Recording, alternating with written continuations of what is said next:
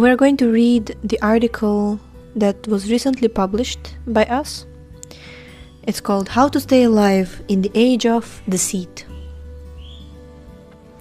Today I would like to talk about honesty, deceitfulness, truthfulness, hypocrisy, authenticity, and fakeness within our movement. To open up this topic, let us chant the following verse. Idanim dharma padaste satyam nirva tayedyataha tajigrikshatya dharmoyam andrittenaedhitah kali. Quote, you are now standing on one leg only, which is your truthfulness, and you are somehow rather hobbling around. But the quarrel personified, Kali, flourishing by deceit, is also trying to destroy that leg. Unquote. Srimad Bhagavatam 1.17.25. All of us, aspiring devotees, are following the four regulative principles of freedom, such as mercy, austerity, cleanliness, and truthfulness. Mercy, because we are ahimsa, we don't like to unnecessarily kill our brothers and sisters, other living entities, even if they took birth as animals, birds, aquatics, and trees. We are all sons and daughters of the Almighty. Austerity, because we don't need alcohol or cocaine to escape this pathetic reality and, in quotes, make ourselves happy, unquote. We are neither bored nor depressed by seeing the miseries and hardships of this world. We take austerity voluntarily and find solace in the holy names, Vaishnava Sangha and Mahaprasadam, which is much more high and long-lasting than any intoxication. Cleanliness, because it is next to godliness. Our bodies are temples of the Lord, and we are treating our bodies and other people's bodies appropriately in accordance with religious principles. We don't barge into anybody's personal temples. But if the need arises, we make proper religious alliances between the two temples for the further expansion of future temple openings. I hope this paragraph will make sense to everyone. And finally, here it is. Truthfulness. We don't gamble away our money.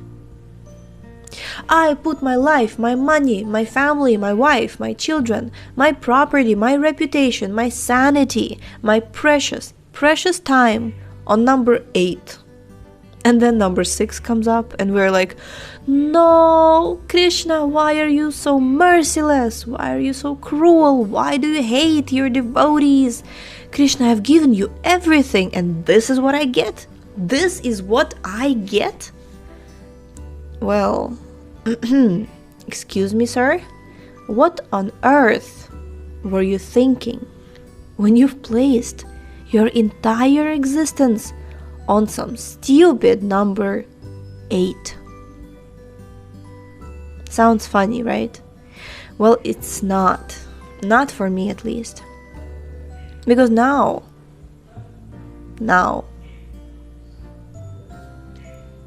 we're going deeper into what defines truthfulness, authenticity, and honesty. What is it? Satyam, Priyam?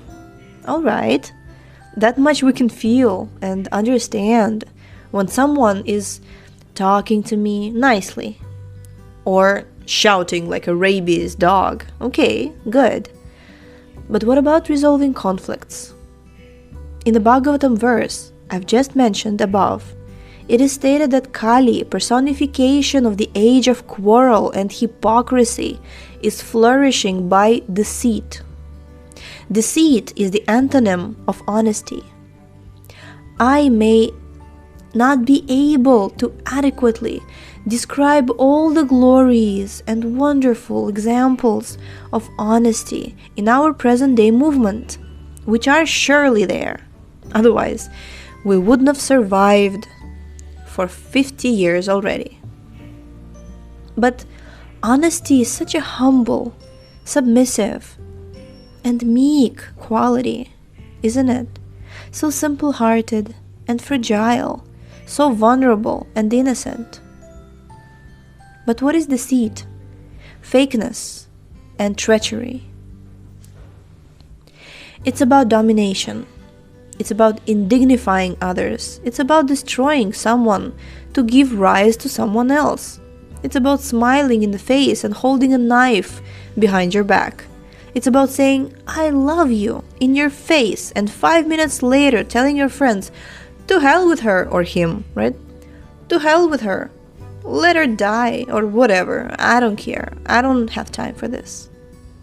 It's about demeaning, creating politics, only wanting power, only wanting recognition, only wanting some big president of Genovia, which is a made-up country, to pat your back and say, very good, feudal regime is still shining and blooming.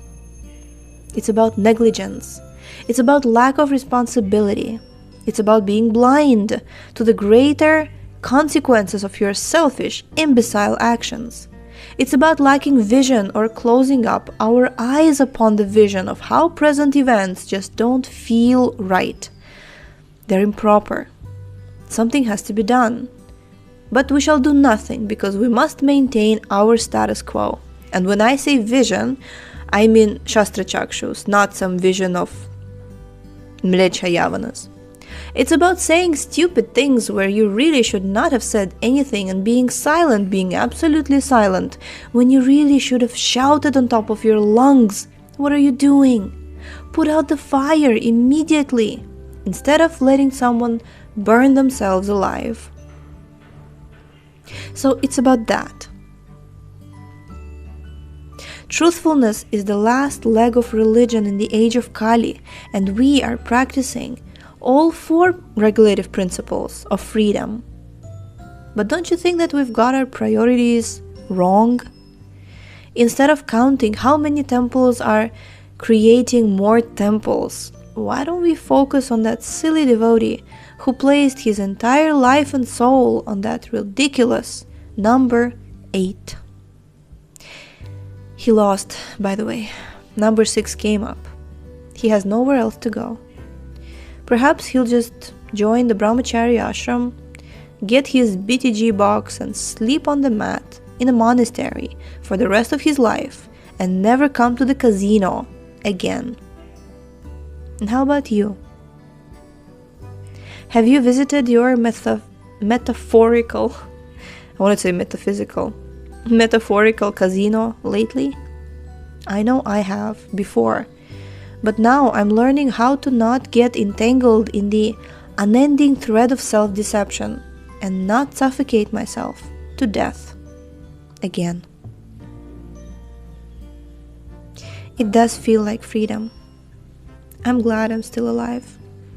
Thank you, dear Srimad Bhagavatam, for keeping me alive.